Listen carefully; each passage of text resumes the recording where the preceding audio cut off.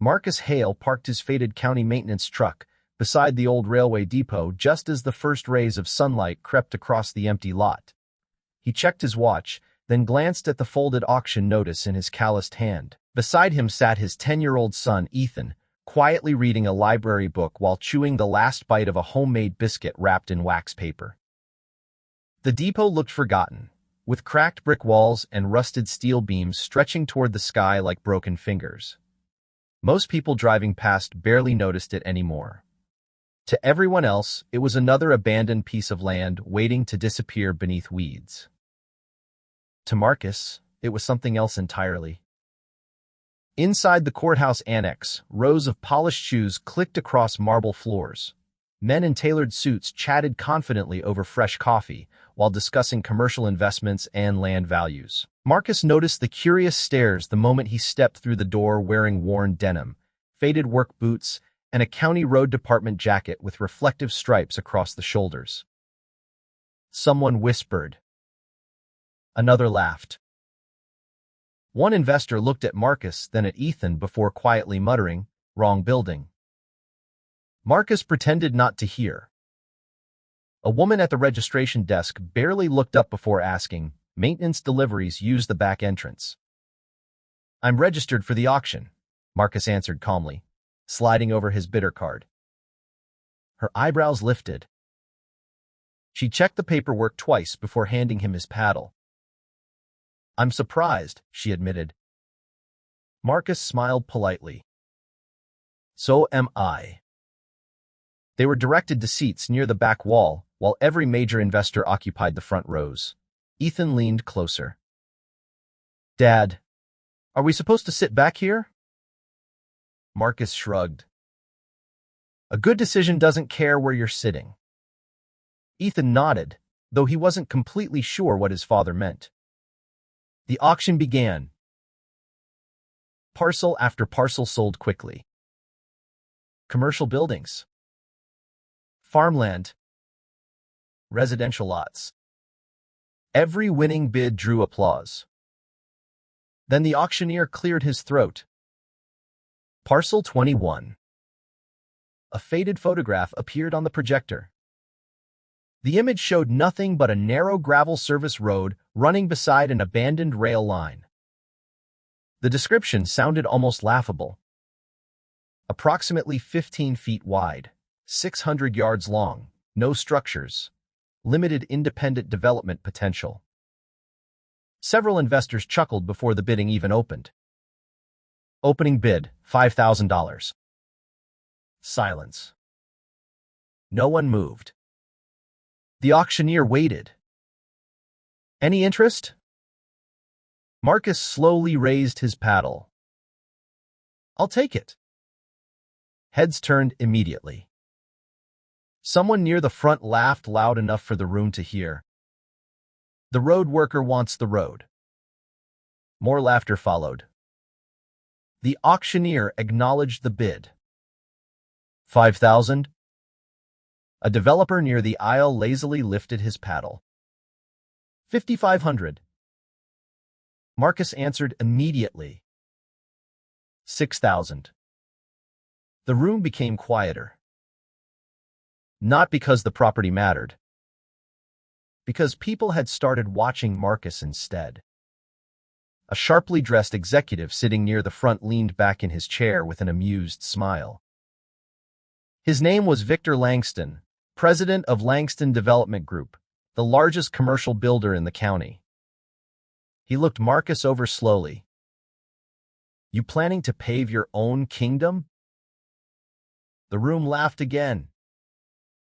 Marcus remained silent. Victor wasn't finished. "You know that road leads nowhere, right?" Marcus simply nodded. "I know exactly where it leads." Another investor grinned. "Apparently straight to bankruptcy." Even Ethan lowered his eyes. He had never seen adults laugh at his father before. The auctioneer looked around one final time. "Any higher bids?" Victor lifted his paddle again. $6,500. Marcus didn't hesitate. 7. Victor smiled. He wasn't trying to buy the road. He was buying entertainment. 75. Marcus answered. 8. Victor folded his arms. So that's your limit? Marcus looked toward Ethan before speaking quietly. My limit depends on the future. Victor smirked. That's an expensive way to dream. He lowered his paddle. The auctioneer waited several seconds. No further bids? The gavel struck. Sold.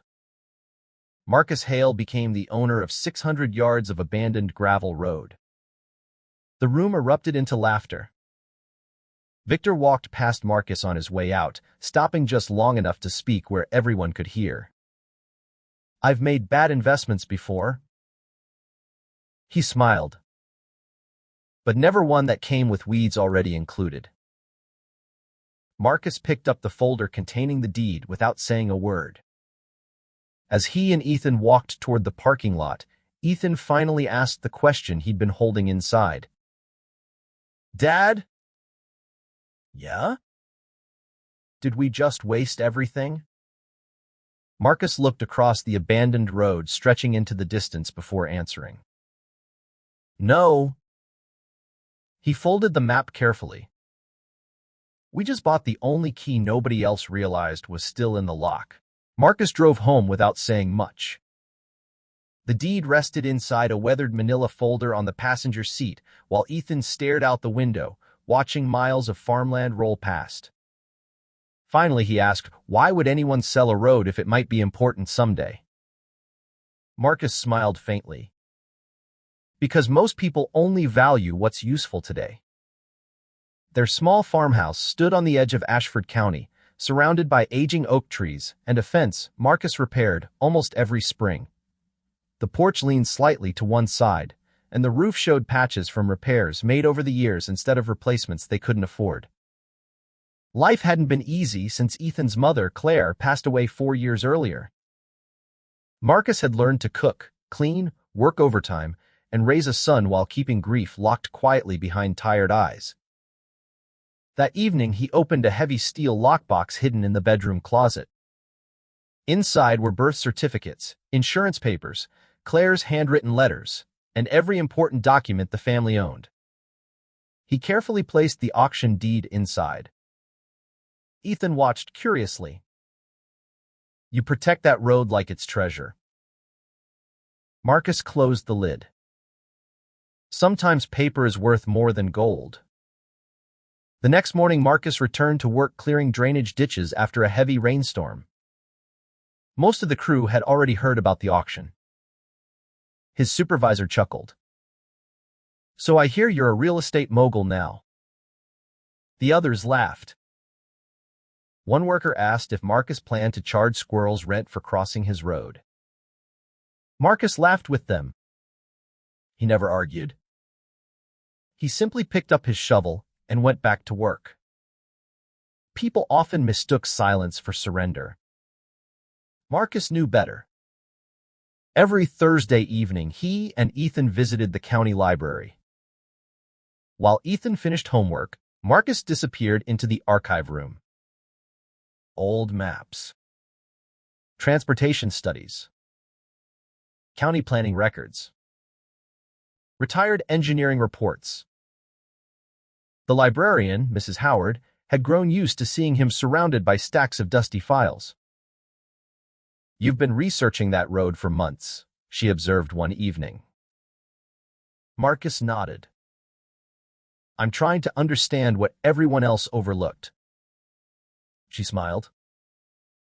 The best discoveries usually start that way.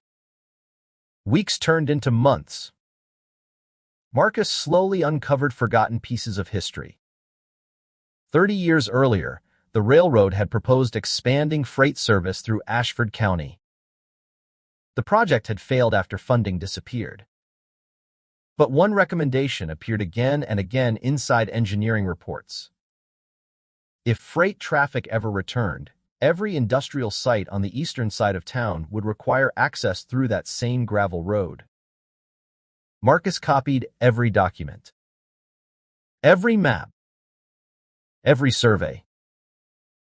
He organized everything inside labeled folders at home.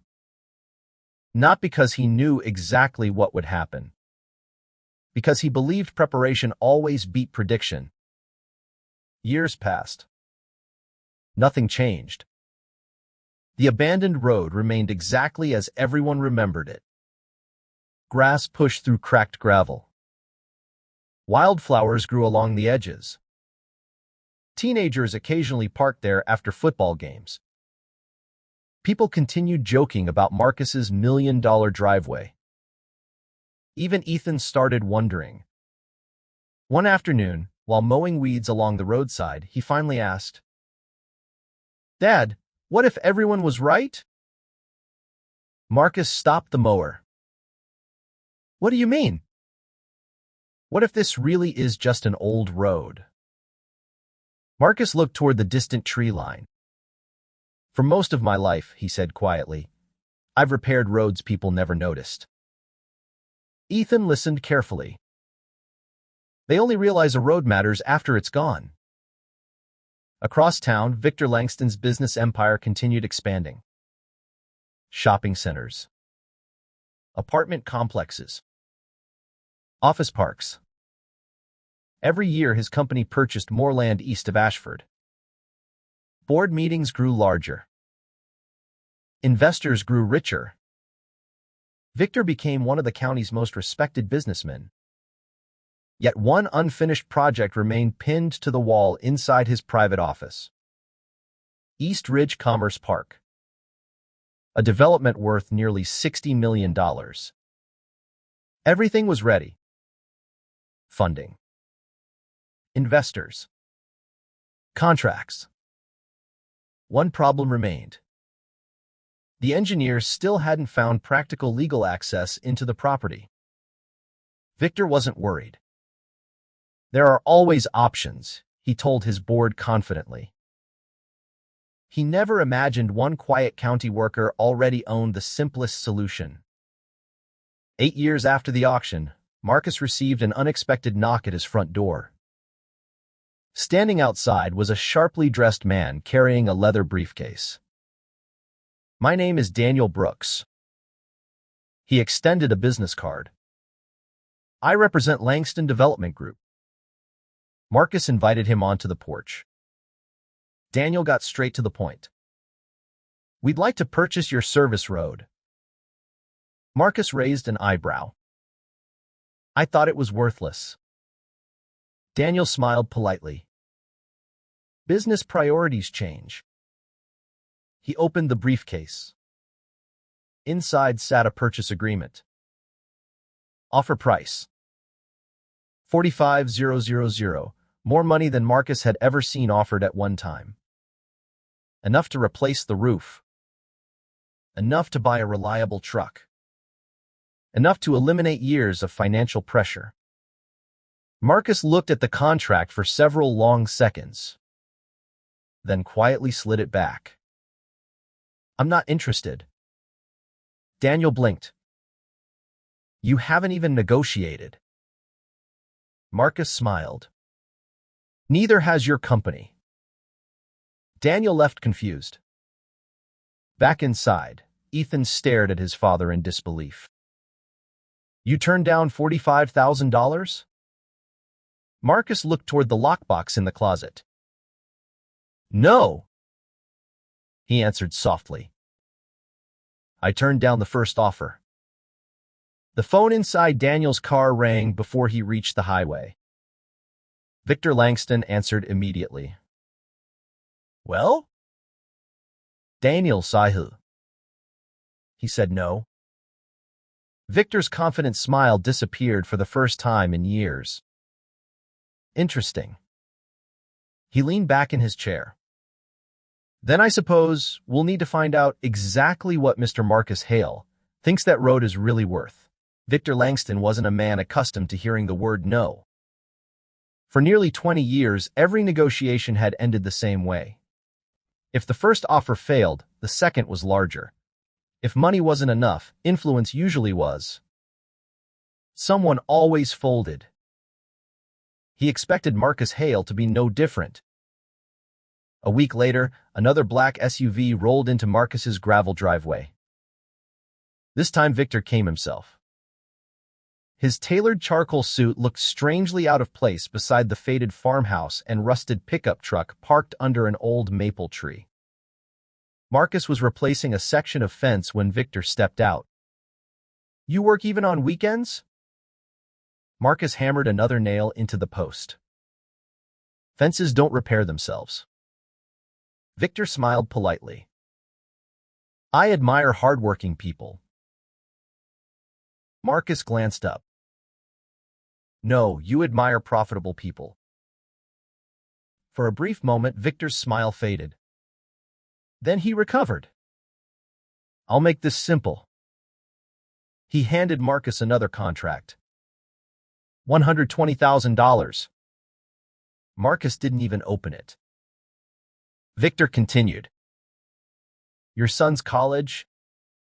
He looked toward Ethan, who was repairing a bicycle in the yard. "Could be fully paid."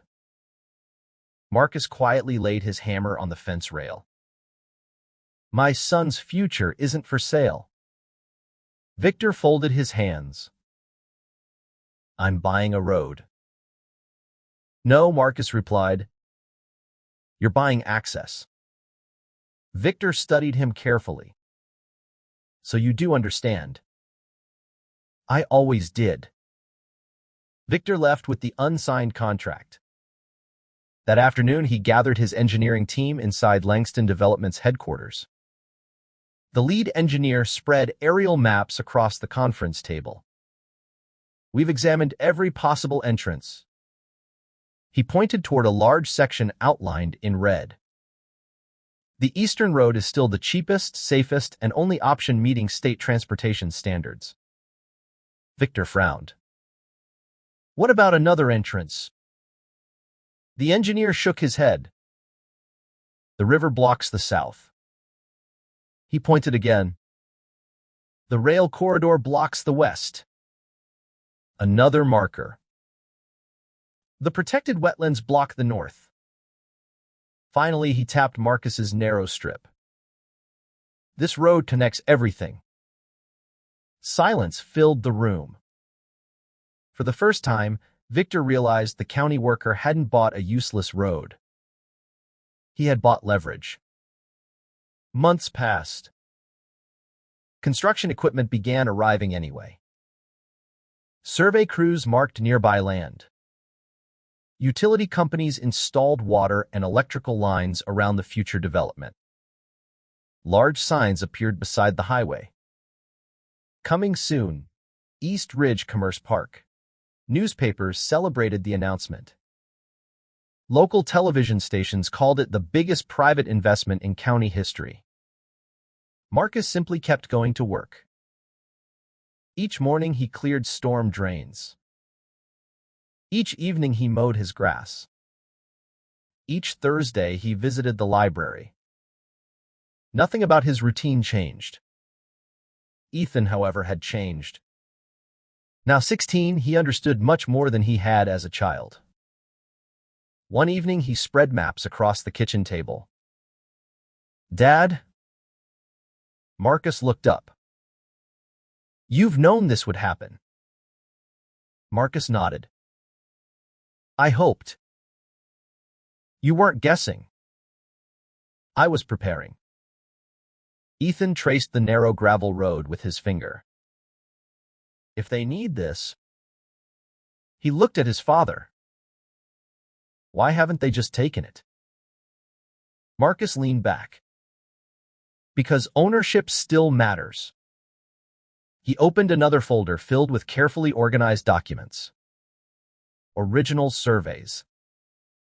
County approvals. Property taxes. Maintenance records. Every receipt. Every letter. Every inspection. "You kept everything." Marcus smiled. When people underestimate you. He tapped the folders. Paper becomes your strongest witness. 3 months later, another offer arrived. This one wasn't delivered to Marcus's house. It arrived by certified mail. Offered $400,000. The accompanying letter was signed personally by Victor Langston. We believe this represents an extremely fair market value and hope to conclude this matter quickly. Marcus read it once, then placed it inside the steel lockbox beside every previous offer. Ethan stared. You didn't even think about it? Marcus looked toward the old family photograph sitting on the mantel. I thought about it all night. What stopped you? Marcus answered honestly. Your mother. Ethan remained silent. Marcus smiled sadly. She always told me. He looked toward Claire's picture. Never trade tomorrow just because today feels difficult. Across town, Victor's board of directors was becoming impatient. One investor closed a financial report. Every month we wait. He looked directly at Victor. Costs us money. Another director spoke. Construction loans won't remain open forever. A third added. Retail tenants are demanding completion dates. Victor remained calm. I'll solve it. You said that 6 months ago. I said I'll solve it. When the meeting ended, Victor stood alone inside the conference room staring at the county map hanging on the wall. One tiny strip of gravel, 15 feet wide, 600 yards long, worthless to almost everyone. Except now it stood between his company and $60 million. For the first time in his career, Victor Langston began wondering whether the quiet man everyone had laughed at years earlier had actually been the smartest investor in the room all along. The first signs of trouble appeared quietly. A transportation consultant hired by Langston Development reviewed the final engineering package before it was submitted to the County Planning Commission. He studied the access drawings, then frowned. Has the right-of-way agreement been finalized? The project manager hesitated. We're working on it. The consultant looked up. You mean you don't have legal access? Silence answered the question. Within days, the concern reached the company's lenders. Construction financing worth tens of millions of dollars depended on one condition: guaranteed legal access before final approval. Without it, the next round of funding could not be released. Victor assured everyone the issue was temporary. It'll be resolved. But privately, the pressure was growing. Meanwhile, Marcus's life looked almost exactly the same. He still drove the same aging pickup, still repaired county roads, still patched leaks instead of replacing the entire roof. Neighbors couldn't understand it. One evening, an old coworker stopped by after work. You've turned down nearly $500,000. Marcus nodded. That's right. The man shook his head. I'd have sold it before they finished the first sentence. Marcus smiled. Most people would. So why didn't you? Marcus looked across the fields. Because they aren't buying what I own. The coworker frowned. They're buying certainty. A month later, Ethan came home from college for the weekend. He had begun studying civil engineering, inspired by years of watching his father read maps and survey records. That evening, they walked the old service road together. Tall grass swayed in the breeze. Birds nested along the abandoned rail line. Nothing about the place suggested it could decide the fate of a massive commercial development. Ethan stopped walking. Dad? Marcus looked over. Were you ever scared? Marcus laughed quietly. Every single day. Then why never sell? Marcus took several seconds before answering. Because courage isn't the absence of fear. He looked down the narrow road. It's choosing not to let fear make the decision. Across town, Langston Development's board meeting was far less peaceful. Financial reports covered the conference table. Interest costs climbed every month. Contractors demanded updated schedules. Major retailers threatened to withdraw. One director finally lost patience. How much longer? Victor answered firmly. As long as necessary. The chairman interrupted. No. Everyone turned toward him. We're asking how long before this becomes a disaster. The company's legal advisor opened another folder. We've reviewed every option. He adjusted his glasses. Eminent domain doesn't apply. Why not? Because this is a private commercial development. What about court? We could sue. Victor leaned forward. Will we win? The attorney chose his words carefully. Ownership records strongly favor Mr. Hale. The room fell silent. So you're telling us? One investor said, our entire project depends on convincing one retired road worker to cooperate? The attorney nodded. I'm afraid that's exactly what I'm saying. That evening, Victor drove alone. Instead of returning home, he parked across from Marcus's property. He watched the farmhouse lights glowing softly through the trees. Nothing about the place suggested wealth. Nothing suggested power. Yet somehow the man living there held both. Victor thought back to the auction years earlier. He remembered laughing. He remembered the jokes. He remembered telling Marcus he knew nothing about real estate. Now the memory no longer felt amusing. It felt expensive. The next morning, another envelope arrived at Marcus's mailbox. Inside wasn't a purchase contract. It was an invitation. Langston Development Group, special board meeting. Victor wanted Marcus to address the directors personally. Ethan looked surprised. They're inviting you?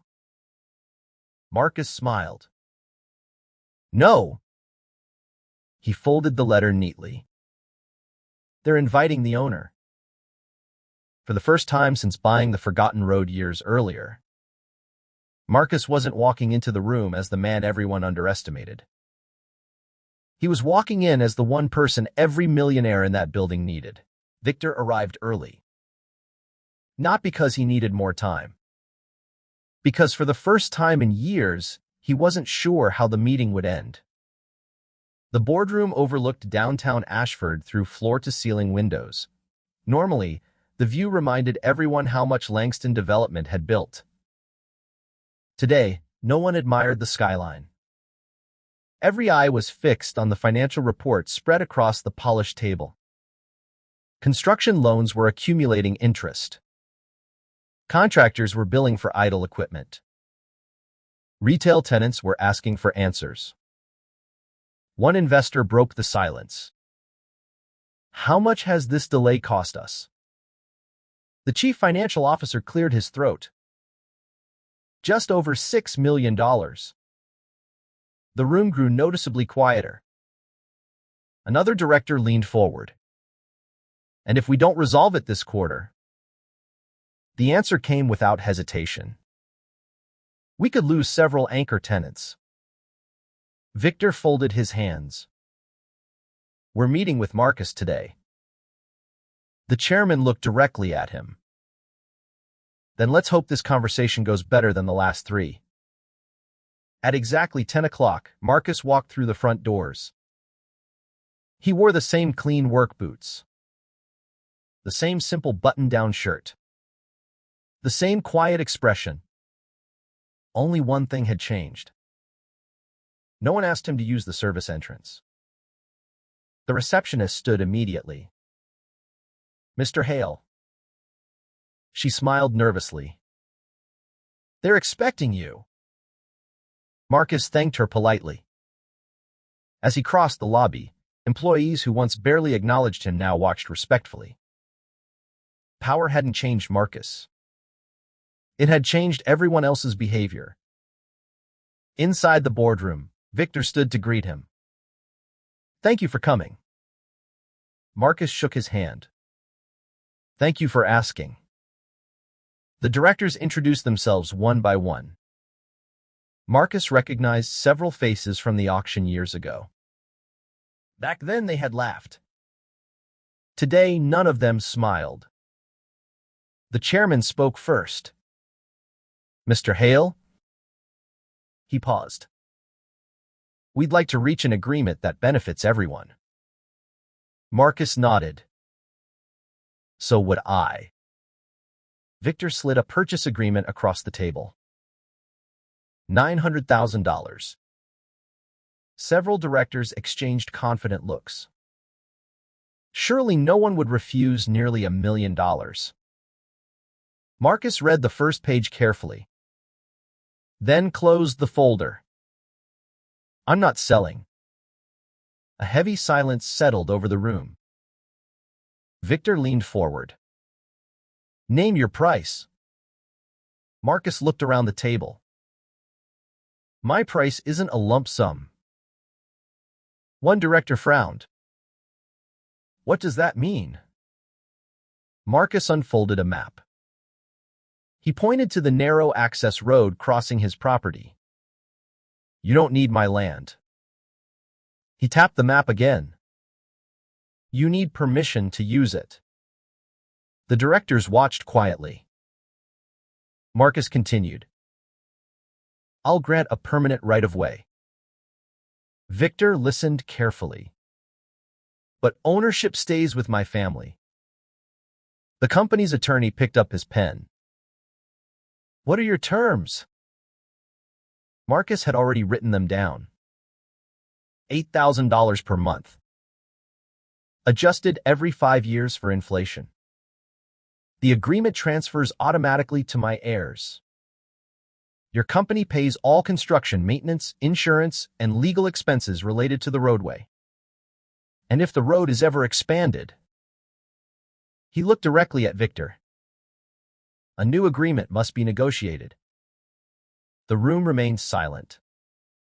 Finally, someone whispered, "He's leasing certainty." The legal advisor read every page twice, then looked toward the chairman. "These terms are completely legal." Victor rubbed his forehead. $8,000 every month. Marcus answered calmly. "For as long as you need the road." The chief financial officer quietly opened a calculator. Within minutes, he reached a conclusion. He looked around the room. Even after 30 years. He paused. "This costs us far less than continued delays." Another director nodded. "And we can start construction immediately." The chairman looked toward Victor. "It appears we have our answer." Victor sat silently for several moments.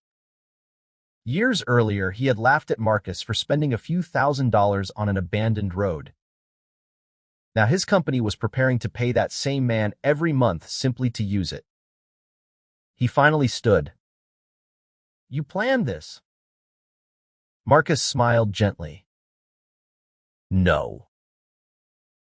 I prepared for it." "There is a difference." Victor slowly extended his hand. "For what it's worth." He hesitated. "I underestimated you." Marcus shook his hand. "You weren't the only one." Construction resumed 3 weeks later. Bulldozers rolled across the once-forgotten gravel road under the new right-of-way agreement. Workers installed utilities. Concrete foundations appeared. Steel beams rose into the sky. Local newspapers praised the project's rapid progress. Few people realized the first vehicle entering the site crossed land still legally owned by Marcus Hale. Every month, just as promised, another payment arrived. Marcus deposited the checks without celebration. The money was welcome. But the victory had never been about money. It had been about proving that patience, preparation, and quiet confidence could outlast arrogance. Still, one relationship remained unfinished. Marcus looked at an old family photograph resting on the mantel. He smiled softly. Some victories happened in courtrooms. The ones that mattered most happened at home. Off Part 6. The first monthly payment arrived on a quiet Monday morning. Marcus opened the envelope at the same kitchen table where he had spent years studying faded county maps. Inside was a check for $8,000. He looked at it for a long moment before placing it beside the original auction receipt he had saved all those years ago. Ethan smiled. Funny. Marcus looked up. What is? The first thing you paid for that road, and now the first thing it pays you. Both changed our lives. Marcus nodded. They both came from the same decision. Construction transformed the eastern side of Ashford County faster than anyone imagined. Where empty fields had stretched for decades, cranes now filled the skyline. Restaurants announced grand openings. Office buildings leased quickly. Families moved into newly built neighborhoods. Traffic flowed across the access road every day. Each vehicle crossed land Marcus still legally owned. Most drivers never realized it. Marcus preferred it that way. Several months later, Victor Langston requested another meeting. This time, there were no lawyers. No contracts. No negotiations.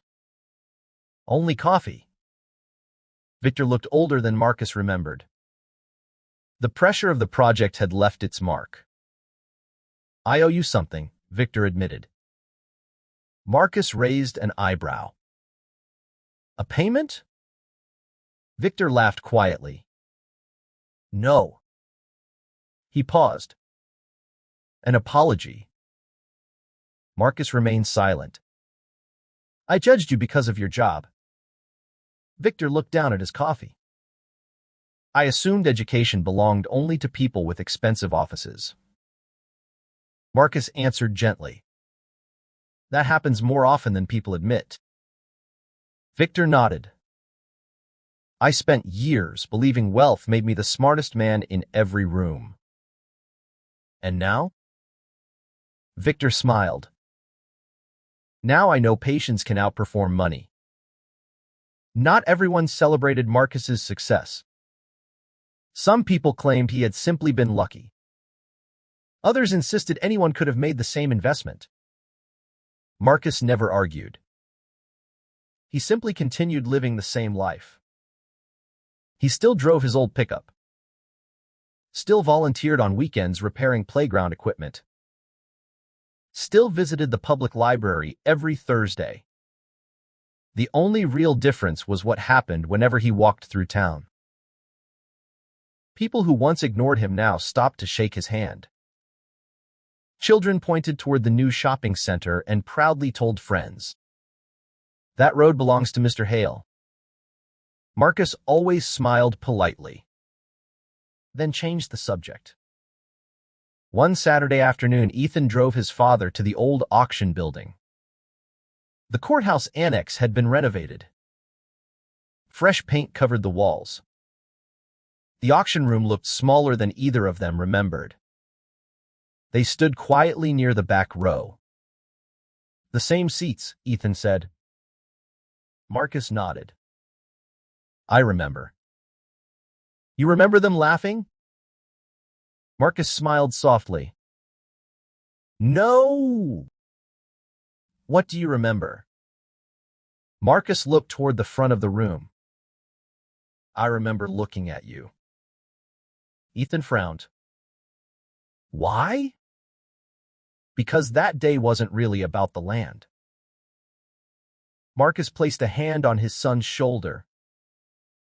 It was about teaching you never to let strangers decide your worth. Ethan looked around the empty room. I didn't understand then. Marcus smiled.